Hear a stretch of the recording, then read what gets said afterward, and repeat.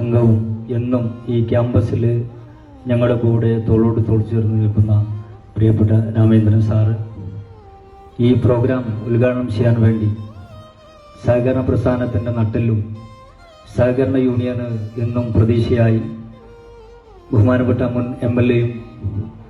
ഏറെ പ്രിയപ്പെട്ട നമ്മുടെ സ്ഥാപനത്തിൻ്റെ ചെയർമാൻ കൂടിയായ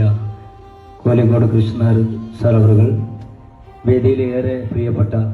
പ്രിൻസിപ്പൽ സാറുമാർ, ബിന്ദു സാറ്, അതുപോലെ തന്നെ നൗഷാദ് സാറ്,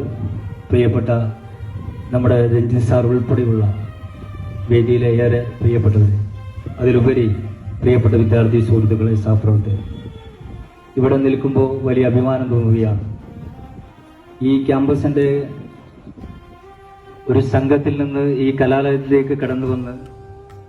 ജൂൺ 3-ന് ഈ ക്യാമ്പസിലേക്ക് കടന്നു വന്നപ്പോൾ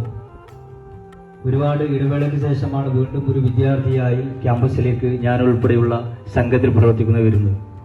ജനറൽ സ്റ്റുഡൻസും സംഘത്തിലെ സ്റ്റുഡൻസും എല്ലാവരും ഒരുമിച്ച് ഒറ്റക്കെട്ടായി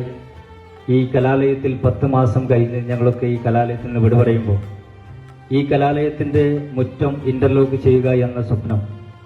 ഇതിൻ്റെ സൗന്ദര്യവൽക്കരണം, ഇതിൻ്റെ സ്റ്റേജ് ഉൾപ്പെടെയുള്ള പൂർത്തീകരണം ഉൾപ്പെടെ പറയുമ്പോൾ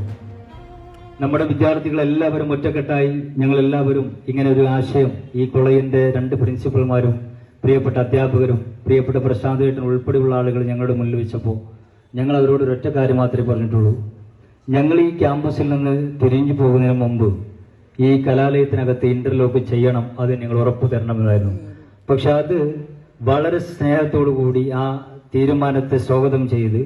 അത് കൃത്യമായി ഞങ്ങൾ പിരിഞ്ഞു പോകുന്നതിന് മുമ്പ്